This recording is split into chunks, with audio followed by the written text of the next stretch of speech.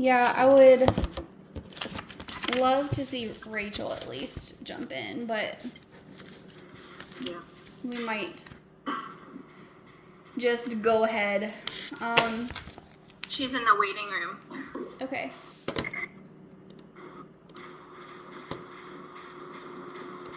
I don't see any, like...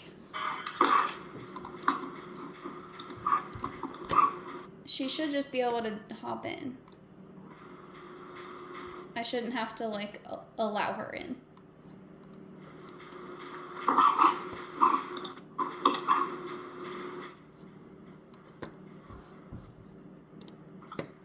Sorry, guys. From the email. Yeah. We're usually a little more on par than this, but I think Bethany especially, has been spending her days like watching videos and trying to do some research on all the stuff that's coming up. And she sent me some really good ones to watch. And then we've been meeting with brokers and really trying to get stuff nailed down, just to have some questions answered on this. Because I know, especially coming in as a new agent, that it may be a little bit scary. So, so far, I don't think Bethany and I, neither one of us, feel like this is going to be a very scary transition. I think there's some stuff that's going to get nailed down as we go, but I don't think there's going to be a whole lot that changes on our end. Yeah, so we have Rachel now, and I know Jessica will come when she can. So there's like a ton of information to go through, and we'll get through it in less than an hour, but it's going to be like information overload. So yeah, I'll jump right in. If anybody doesn't know what the NAR settlement is all about, basically it was this big public court case in the state of Missouri. It was Burnett versus NAR. Basically, Burnett thought that their side was, they thought the cooperative compensation was actually resulting in colluding, and the sellers were paying way too much in commission, basically. They lost out on money, which is a little bit laughable because we all know that the buyers are the ones that pay. The sellers don't pay anything. They get money. So this whole thing is a little ridiculous, but NAR ended up settling for a ridiculous amount of money. The ruling came down against NAR, and that's why we're having this team meeting, because a lot's going to change. So we'll kind of discuss what that means as an independent agent and for the team. But there is a little bit of a larger picture. I promise that nothing will get super political. I don't know anybody's political views, but there is a little bit of a bigger picture going on that I've got to bring to light. Basically, the past week or so, realtors have been focused on this one ruling, this one tiny spot, rightly so, because there's a lot of changes, but there is a bigger picture going on behind the scenes. The DOJ, the Department of Justice, they have really been after our profession for quite a long time. They are trying to tell us as entrepreneurs how to run our own business. So please pay attention to who you vote for, presidential and local, everything in between. The DOJ really wants, as realtors, they wanted to shut us down during COVID, and our elected officials were able to keep us on as essential workers so we could keep working. And they really went to bat for us, and we need to keep in or vote in elected officials who will fight for us. After this settlement, basically they will be able to audit anything and everything. They will audit a lot more. That goes for social media, that goes for how you interact with your clients, your paperwork. They will audit a lot. And we need to be watching that. So yeah, just vote for people who have your best interests at heart in regards to real estate. That's all I gotta say about that. But our prayer for July, it really needs to be that the judge who's overseeing this case they really need to be wise. They need to have wisdom. They need to go line by line and hopefully scale some of this back a little bit. That would be the best case scenario.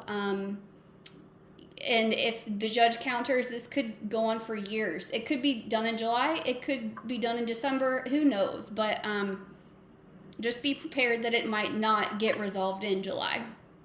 So that's like the big speech. Getting into specifics, we've done a lot of meetings. Jessica just met with our broker yesterday. We've watched a ton of videos, been in a lot of meetings. We don't have all the answers, but we have some answers. So the big elephant in the room, I think, is the commission structure, how that's going to change.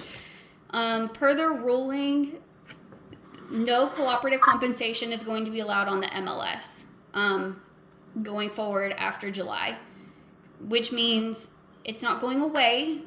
It's just not on the MLS. And there's the public sites it can be posted on. Yeah. So your that's website. The strange part. Yeah. Yep. So it can still be promoted. It just cannot be input into the MLS, which is a whole nother weird thing. So I'm gonna get verification, but we can share on Facebook and that kind of stuff.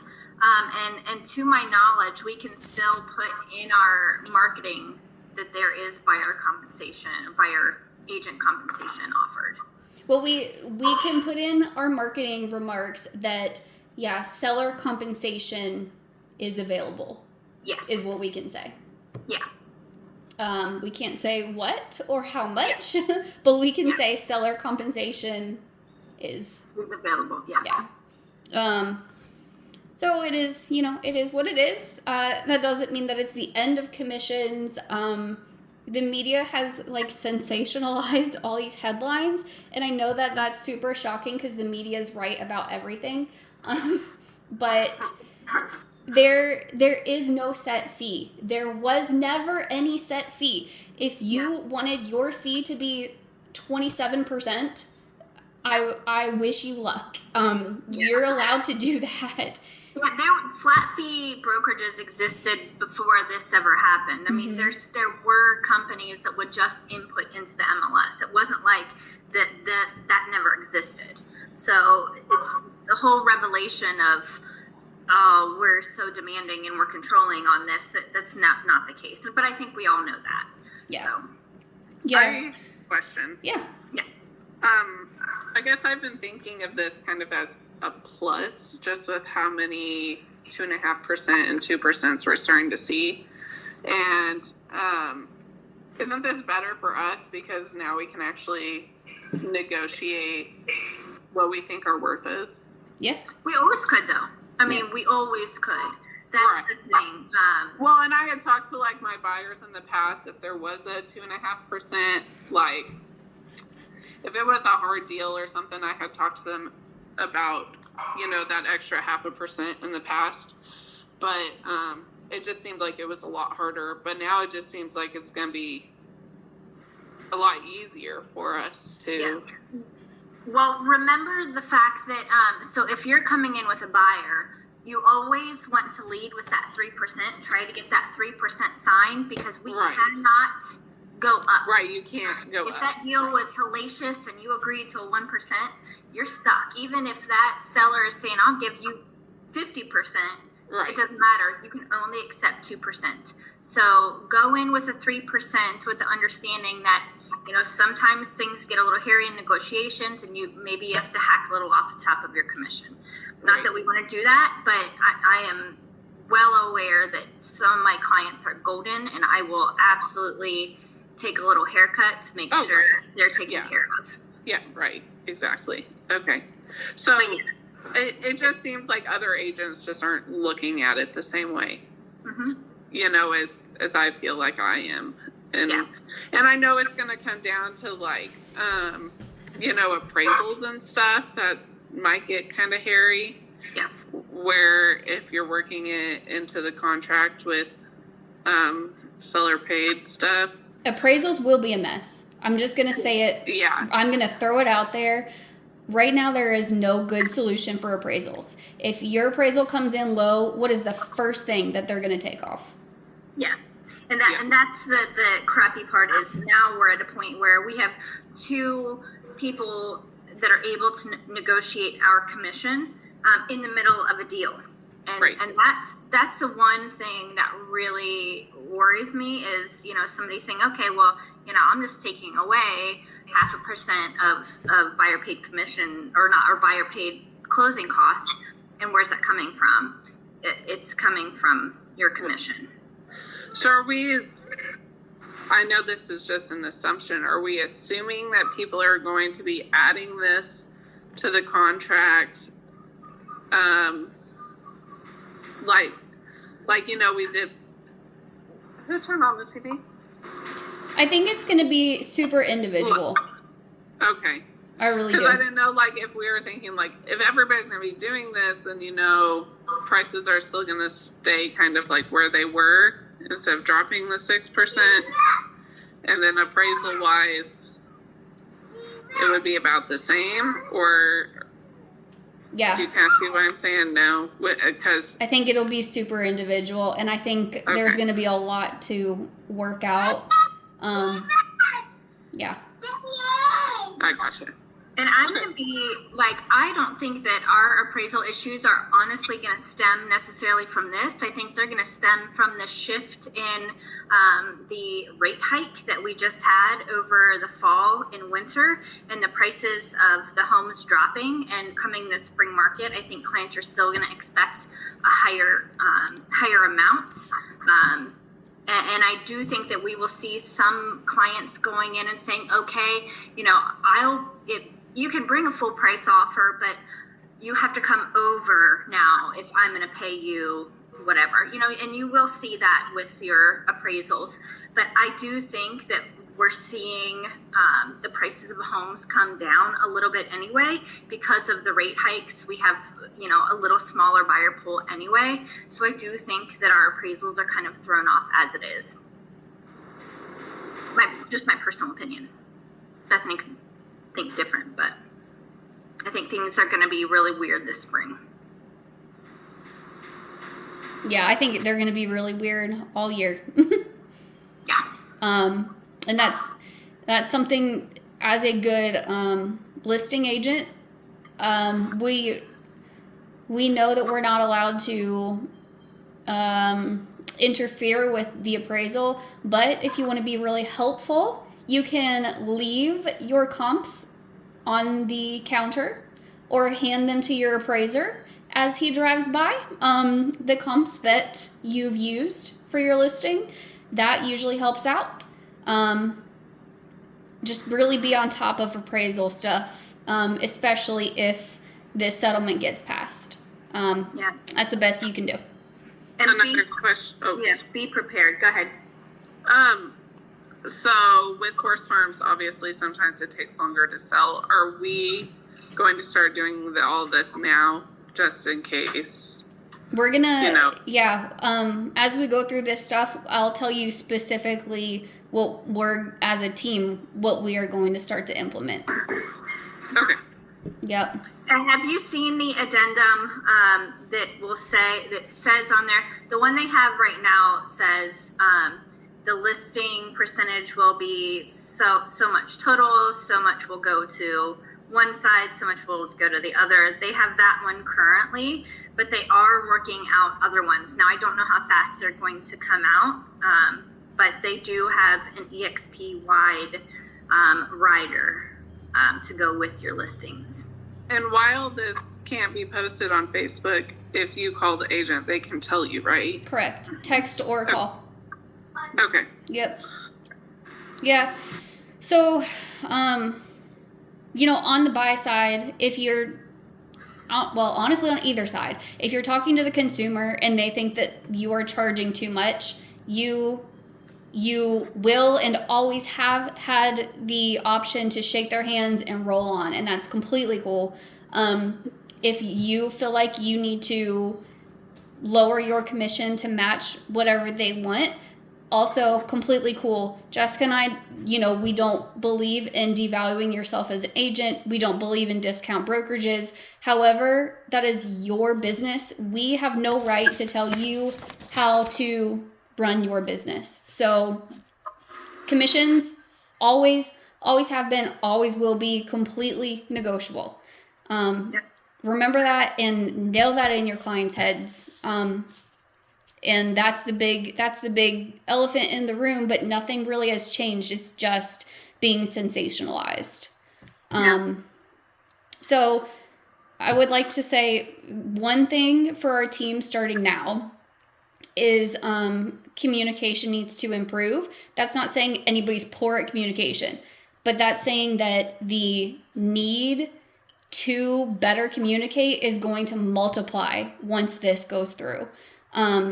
That means communication with your buyers, with your sellers, other agents, because all those texts and phone calls are going to come in, and y'all have got to be answering their questions, answering all of those compensation calls, and it's going to suck.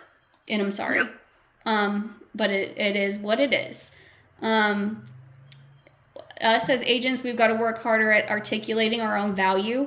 As the buyer's agent, we've got to be on top of pulling comps, doing permit pulls, doing septic pulls, doing old MLS sheets and tax records. All of that has got to be done have that prepared before you even go to that showing. Yep. Because I guarantee if you have all that stuff walking in and you're wanting to get a buyer's agreement signed and you say, I have this, and they're like, oh, I don't even have questions because you've already answered them. That's providing your value ahead of time.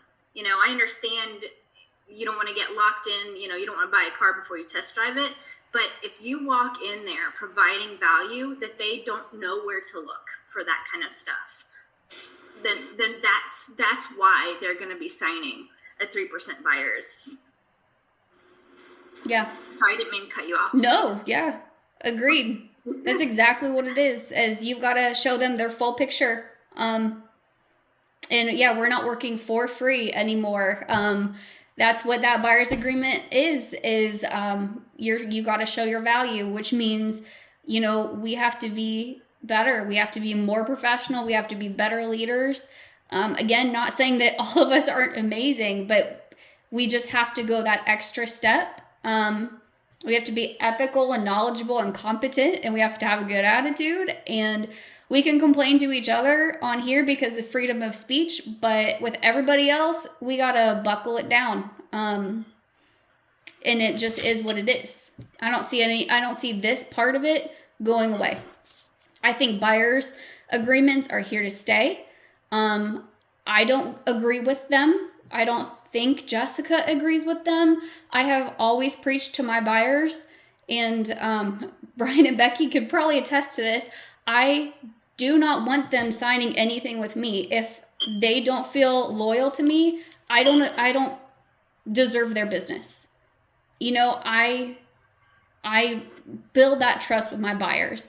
Unfortunately, things are going to change, and the buyers agreements, they're here to stay. We're not going to get around them. Yeah. So, which means that starting... Go ahead. These need to be signed before we ever walk into the house. Before they cross the threshold. Now, what that specifically means for a farm, I don't know what that means if you're showing them land. What does it mean before they cross the threshold? I don't really know, but the rule is before they cross the threshold, they need to have either you need to bring them to the showing or you need to send them electronically and they need to sign. They need to have their fair housing brochure. They need to have their agency guide and they need to have their buyer's rep agreement.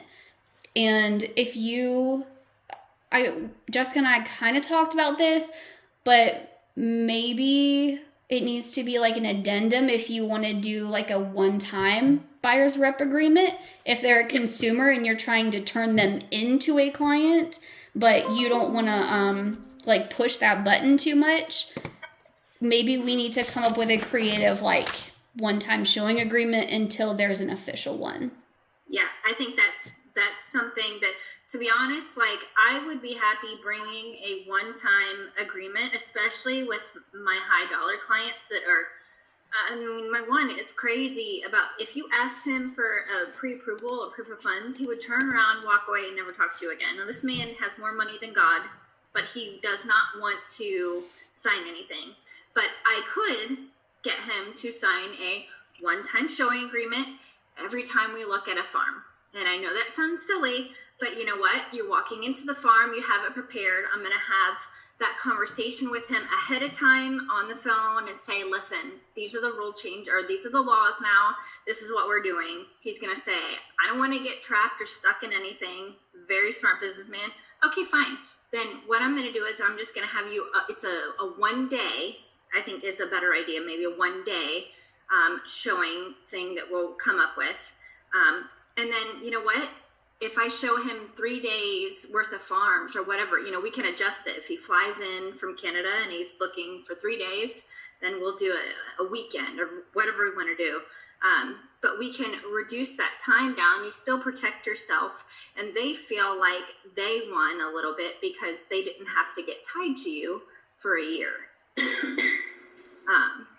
You know, if you can't prove your worth in those time periods, then you probably don't need to be working with them to begin with. Yeah, so I hate saying anything's mandatory because in my mind, if you tell me I have to do something, I'm like, well, I don't want to do it now. So yeah. I get it, but y'all, starting tomorrow, it's gonna be a team policy. You've got to have the buyers, some kind of buyer's rep signed, fair housing brochure, and agency guide signed. Because it's not going to go away. Whether this resolves in July or 2026, this is not going to go away. So we might as well get used to it, unfortunately. Mm-hmm. So, and where do we find the new documents? So there is, I will email you the rider. I just saved it, and I was gonna see if I could like upload or like show it, but I'm not that tech savvy. So I can email it to everybody. It's a very simple one. I think we will need to come up with our own 1 day, at least for the time being. There's a lot of teams that were doing this before for a lot of like off markets or that kind of stuff. So no matter what, even if this wouldn't have changed, this is something that we want to implement anyway with as many off markets as we walk through. With hours, are we able to do like a checkbox where it's 1 day, 3 day, 5 day, week, etc.? Yeah, I think that what we can either do a specific date or a time period, like an expiration, you know, from here to here. That way, if they're in town for a week, they don't have to sign one every day. For showing. Absolutely. Yeah. Okay. And we'll probably have to get with Ben, our broker, on this to make something that will hold up, but will still be kind of what we need it to be. So, we will work on that ASAP, but that change is coming for sure, whether we wanted to or not. Yep. But as you said, remember, it does protect us. It's just a little bit of an uncomfortable conversation. It does protect us, so that honestly, being able to say sorry, that's the law. Honestly, it really takes kind of the awkwardness out of it and just this is what it is. So transitioning like very minorly, I know we already kind of talked about all the phone calls and stuff before every showing, until there's a creative way that gets developed. You're gonna have to phone or text every single agent asking what their cooperative compensation is, if any at all. yeah, it's going to be a lot. It's going to suck, but until something creative is developed, that's what it's going to be. Is if you want to know what your commission is, you're going to have to pick up the phone and ask. And like I said, that's going to go along with the better communication. Remember, it is illegal to steer. If you have a client, you cannot steer them. However, remember that E&O does not cover you if you are not paid. So I don't have any other way to say that, is you can't steer. It is illegal to steer. But if something goes wrong and you are working for free and you do not have E&O because you don't have it, if you're working for free, you take that risk on of being sued and not having any coverage. Now, that does not mean that you cannot have your buyers sign something saying that they do not want to look at houses that they are going to have to cover any fees. So when it comes down to that, you can have them sign something saying, unless the seller is providing buyer's compensation, some people just don't have that money in their pocket. And as of right now, I think we'll find, or the lenders will find, a creative way to finance this. If this sticks, I think that's how it's going to end. How it's going to shift is it's going to be financed, basically. I think, but that's a change that'll be coming. But for now, if you're working with those first-time home buyers and stuff, and they don't have the ability to come out of pocket, you can say, these are the homes that are not providing. Now we can go and we can look at it and we can write it in, but that's not guaranteeing, and I cannot work for free. And typically these buyers are going to understand. Obviously, they have a job, they work, they expect to get paid. Yeah. There's going to be a lot of changes. We're going to have to get used to this. But we're real estate agents and we were built for tough stuff and we can adapt. Yeah. So I think honestly, the biggest issue for me is the VA issue. The VA buyers are, this is going to get me real upset real fast talking about this, but they're the ones being the most impacted by this. And it's a little frightening. There is a rule in the VA that states that they cannot pay their buyer's agents compensation. That is a rule in the VA. And I'm positive that the VA will change that rule. But we all know how expedient DC works. I don't expect that rule to come fast. And it really sucks because they're the ones putting their blood and life on the line. And they're the ones being told that they cannot have representation. I don't have a great solution for you guys. Talk to your lenders. Again, it goes back to our team's going to have better communication. Talk to your lenders. Ask them if they have any programs or a comparable product to the VA for your VA buyers until we get this issue fixed. Talk to your elected officials. Tell them that you don't appreciate having your VA buyers being stepped on like this. Ask for change. Don't be ugly about it, but some measured kindness goes a long way. But that's kind of, unless Jessica has some creative ideas, the VA is a mess right now. The situation with the VA is a mess. Yeah. Well, and honestly, it just comes down to, this is going to, and I know that you guys, Shannon and Brian and Becky, don't have the experience behind it yet, but you will see, and it's almost kind of good for you guys coming in at this point because you're not going to know the difference, but it's going to be aggressive. You just have to be aggressive. And, to be honest with you, that call that everybody's expected to make before that, I don't give a crap. I want you to make that call no matter what. I call the agents no matter what before I go to a showing, just to literally, like, I'm going to get out whatever info I can from that agent. Like, I call and I'm like, so what's going on? What's this? What's that? And you don't even, unfortunately, there's a lot of dumb agents out there that tell me stuff they probably shouldn't because I asked.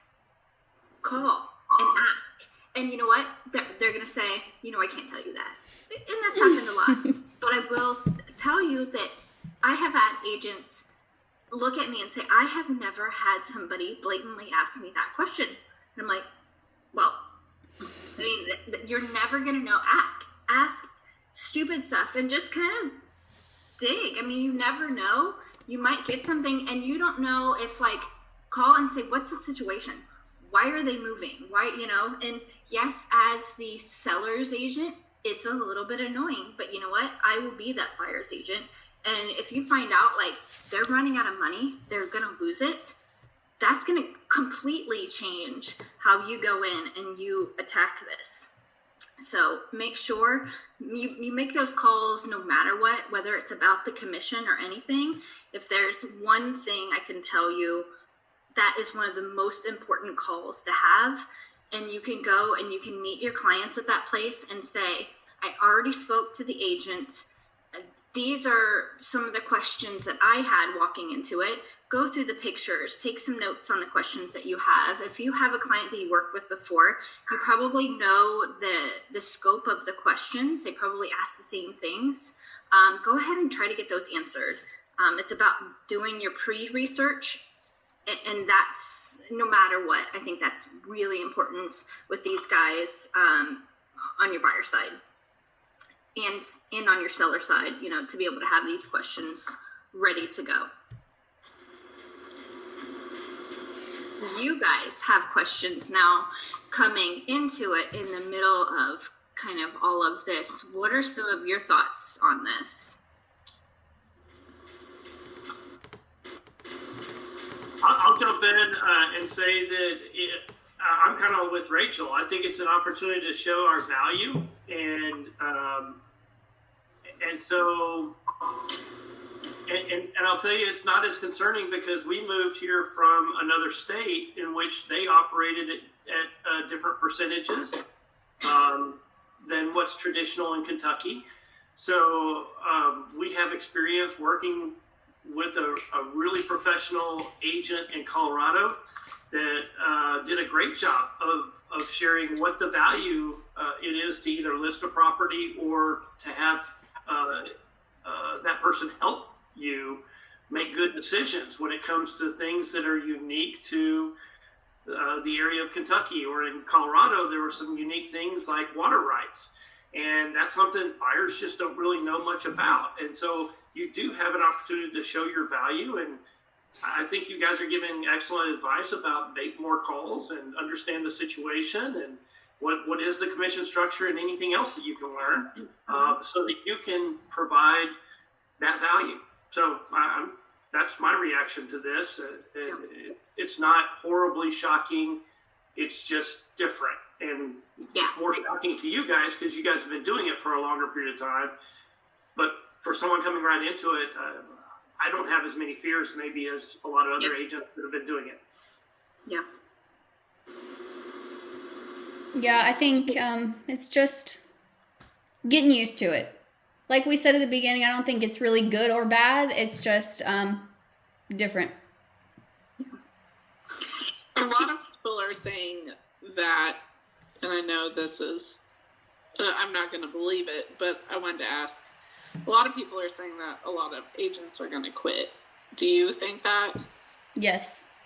You do? Mm-hmm. Well, I think that's fantastic. I think I really do think we'll see a 30% decrease. I think that's both good and bad. I think there's a lot of agents whose license I would love to pull, but there's a lot of really great agents out there, and they have livings to make too. It's just some aren't going to be able to adjust yeah, I think we're going to see a huge decrease. Yeah. I think the reality is the people who are going to quit were already on the fence anyway. Mm-hmm. I mean, the shift in the market, I saw it in my own business, so I cannot imagine how it impacted some of the people that were just kind of floating out there anyway. I think they were going to quit anyway, to be honest with you, and they're not invested enough to go. The changes to me seem pretty easy. Obviously, it's going to be tougher on some different markets, and some, we're going to have to learn to write out some of the VA and the first time home buyer stuff. But I mean, I like a puzzle. I like a challenge, and I don't like puzzles like Bethany, but I like a challenge, you know what I mean? And to me, this is just another complicated deal that we can get through and be like, we're done, Right. Any good agent should be able to roll with this. So hopefully, Mm-hmm. I mean, we should just be losing the crappy ones. Yeah, I think they were on the fence anyway. And it's going to be either new ones or older ones, or ones that have been struggling for a few years now. And, there's ones that I've talked to over the years that have been just barely holding on anyway.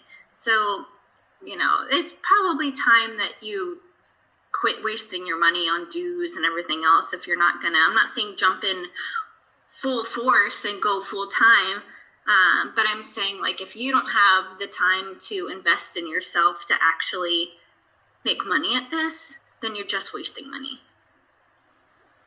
Yep. Yeah.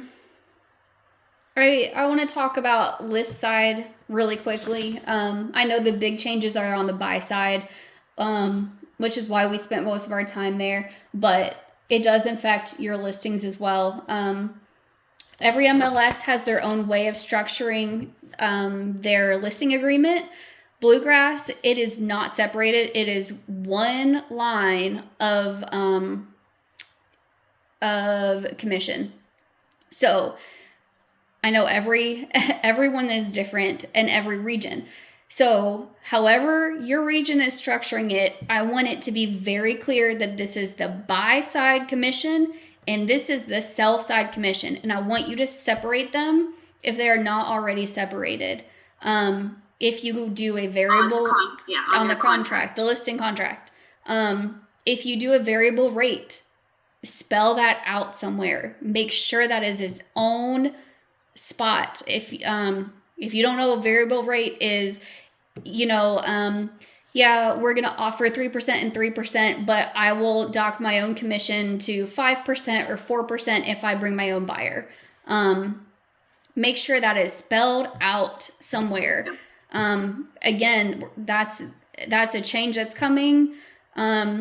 So that's going to be implemented on the team starting tomorrow morning. If you write a listing contract tomorrow morning, make sure all of the variables are on there. That rider addendum that I'm sending out has all of that on there. Cool. Yeah, including the variable. Awesome. Yeah, I think we're going to see a lot of creative things going forward. I think we're going to see a lot of shady things going forward, but we really need to be staying above board.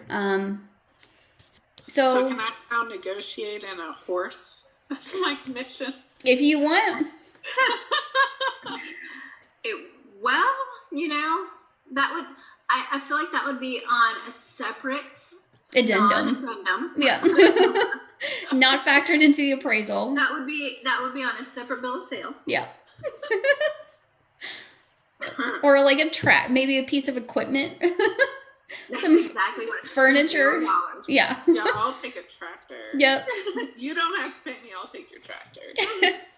So, I know this is just a quick example. I know Megan specifically likes scripts, but for your sellers, you are going to have to talk about commission a little bit differently. Same speech, you're just going to have to tweak it. Something like, I I don't know, Mr. and Mrs. Seller, as you know, commission is negotiable. My fee is 3%. Always use my fee. There is no standard fee. There is no regular fee. However you want to phrase that, it is my fee. The fee that I charge is 3%. In order to get your property sold to the best of my ability, it is the wisest thing to offer a buyer's compensation of 3%, a buyer's agent compensation. You know, we want as many hands raised as possible of people who want your product. If you refuse to pay the buyer side, that's going to significantly decrease your buyer pool. And it's really in your best interest to offer that compensation. That's kind of what your listing is going to go like. And that will, you have a lot of people who want to sell and get the highest amount and then want to buy and pay the least. So sometimes when you deal with those kind of people, you attack it from, okay, well, you're getting ready to buy. How do you want this to go for you as a buyer? Now, how are we going to move forward with this as you being the seller? When it comes to the money. Yep. Because I will tell you, there's so many people, my stepdad, that he's a financial planner and he thinks everything he owns is worth so much money and everything that everybody else has, he should be able to buy for so cheap. And I love him, but, you know, I tend to see, you know, a lot of that. And so you need to kind of like say, okay, I understand that you want to just pay $5,000 towards, you know, buyers, whatever. And remember, you can always, even if that is what they're saying they're providing, just like in anything else, just like if we needed someone to pay $5,000 for an FHA buyer, okay, we're going to bump up our offer a little bit and say, I need you to cover 3% buyers, towards the buyer's commission, and it won't be structured or said like that, but we always can use your offer as a tool, because if we were smart and we got that buyer's addendum signed, then our buyers are going to be on the hook for that, or, you know, if we want to come down for part of that. But it's going to be the same thing negotiating in our offers. So it's just going to be structured as seller's closing costs versus buyer's agent commission. Mm-hmm. Yep. I would also say, please do not draw attention to the ruling. Realtors are making such a big deal out of it. Again, rightly so, but you're bringing it to a public platform where some people don't know or don't care anything about it. So I'm not saying to avoid it. If people ask, absolutely come at them with the facts, but you don't need to broadcast everything about this ruling. It's not necessary, and it's making more of a drama than what it is. And again, this is one thing that also concerns me. Remember that what you do for one, what you do for all. So if you're offering a 3% compensation, you've got to offer that to agent A, B, C, and D, and E, and F, and G. Like, it's got to be across the board. Unfortunately, there's going to not be any way to know that you get the same treatment. So that could be a hiccup in fair housing. I don't know how they're going to address that, or if they are. But if you don't get along with another agent, you've got to offer them the same amount. But we cannot, unfortunately, there is no structure in place now to guarantee that you will get the same treatment. Please be aware of that. And that really sucks. But again, it is what it is, unless something changes in these settlement papers. Yep. When you are listing, prepare yourself for the influx of texts or calls. I know a lot of our girls have extra jobs. That's completely fine. But please, when you are listing something, we cannot be those agents that don't pick up our phones. We know how hard it is to get a hold of some agents, and that is not okay for our team. So when listing, plan for that influx of texts and phone calls about commission. Be smart about when you list, be available, or have some kind of a plan in place to address those calls and texts, because we've got to be available for them. Yeah. I want to ask Shannon, I know that you're coming from the real estate world, but from a different side of things. So do you have any questions or anything? I know you're same world, different market. We'll say. No, not that I can really think of at this time. Okay. And I think when you get into it a little bit more, but you're so familiar with the rental side of things and all of that kind of stuff Yeah. that okay. Sweet. Yeah, that's really the main bulk of it. All of it is still evolving, and like I said, we're not really going to have a strong answer for anything until July. But yeah, some of these things we're putting into place now because I don't see them going away. But yeah, we're your advocates. Take care of each other. Take care of other realtors. We're all in this together. Mm-hmm. Anybody? Thank you very much for letting us be a part of this. Yeah, you're welcome. Yeah, nice to visit with you guys and see you guys. And I know. We'll have to do lunch. Yes. Awesome. All right. Well, if thanks for nobody has everything you guys are anything. doing. Yeah. Yep. Thank you guys. Bye.